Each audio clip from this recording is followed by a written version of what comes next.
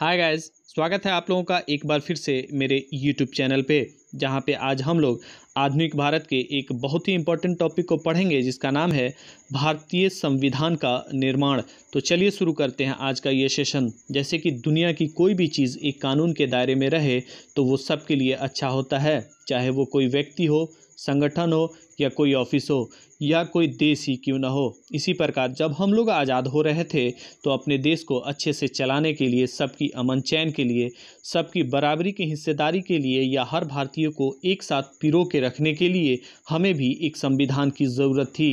यह हमारे लिए एक बहुत बड़ी बात थी, क्योंकि लगभग 800 सालों से हम लोग बिना किसी संविधान के जी रहे थे, या यूँ कहें कि एक थोपे गए संविधान के साथ जी रहे थे। संविधान निर्माण में सब लोगों ने बहुत चढ़ बढ़ कर के हिस्सा लिया था। तो चलिए शुरू करते हैं अब क्वेश्चन आंसर। पहला क्वेश्चन, किस योजना के अंतर्गत भारत में संविधान निर्माण की व्यवस्था की गई थी?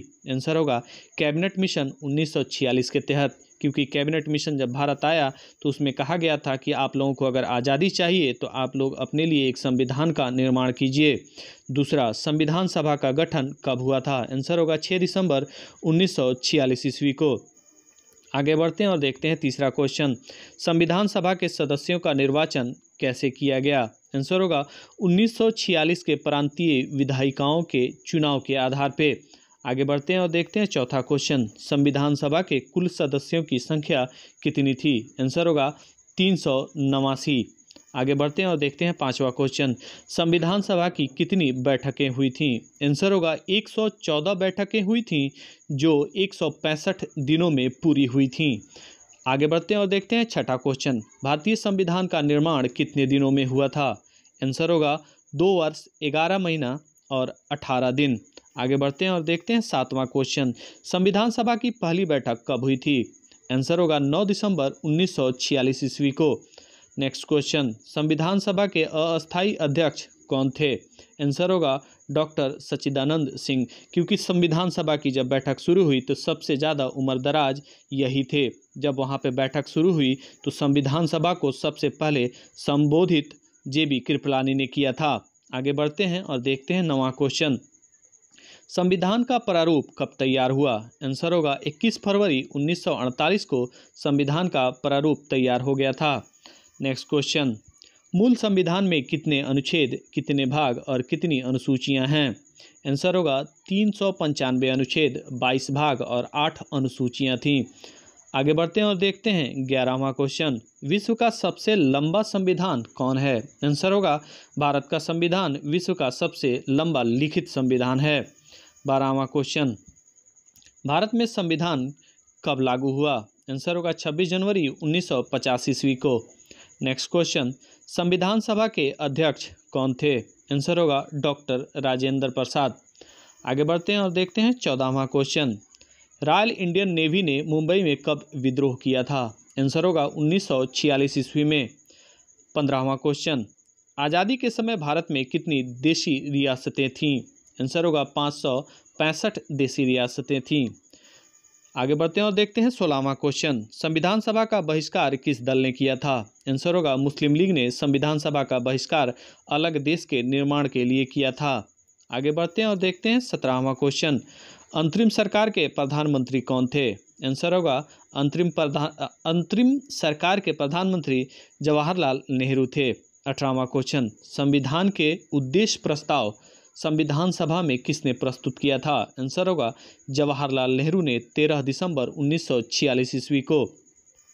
आगे बढ़ते हैं और देखते हैं 19वां क्वेश्चन, राष्ट्रीय ध्वज का प्रस्ताव किसने पेश किया था?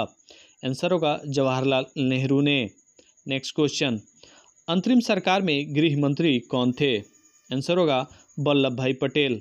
चलिए आगे बढ़ते हैं और देखते हैं 21वां क्वेश्चन, अंतरिम सरकार में विधि मंत्री यानी कानून मंत्री कौन थे? आंसर होगा डॉक्टर भीमराव अंबेडकर। आगे बढ़ते हैं और देखते हैं 22वां क्वेश्चन, संविधान सभा में अल्पसंख्यकों के लिए पृथक निर्वाचिका की मांग किसने किया था? आंसर होगा मद्रास के सदस्य बी पोकर बहादुर ने।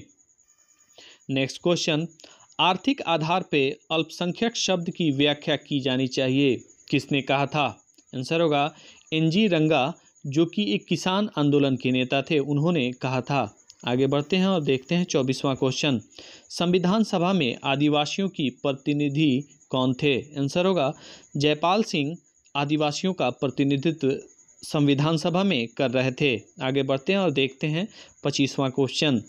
झंडा समिति के अध्यक्ष कौन थे? आंसर होगा डॉक्टर राजेंद्र प्रसाद।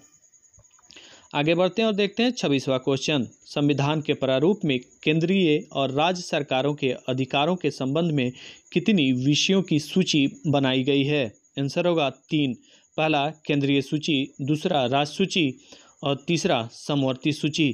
केंद्रीय सूची में पूरी तरह से केंद्र हावी होता था, वहीं राज्य सूची में राज्य सरकार और समवर्ती सूची में दोनों सरकारें मिलकर काम करती हैं।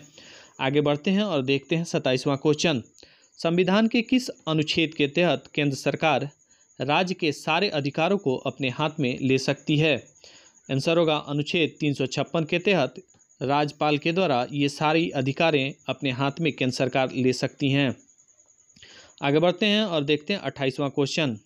भाषा समिति में ने कितने दिनों तक सरकारी कार्यालयों में अंग्रेजी का व्यवहार करने की बात कही थी? आंसर होगा आज़ादी से लेकर के आने वाले 15 वर्षों तक। Next question. हिंदी को राष्ट्रभाषा बनाने के लिए संविधान सभा में सबसे ज़्यादा आवाज़ किसने उठाई थी? आंसर होगा आर.वी. धुलेकर ने।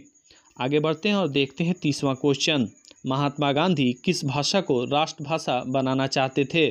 आंसर होगा हिंदुस्तानी भाषा को। हिंदुस्तानी भाषा उस समय उर्दू और हिंदी मिलकर के जो भाषा बनी हुई थी उसी को हिंदुस्तानी भाषा कहते थे। आगे बढ़ते हैं और देखते हैं 31वां क्वेश्चन।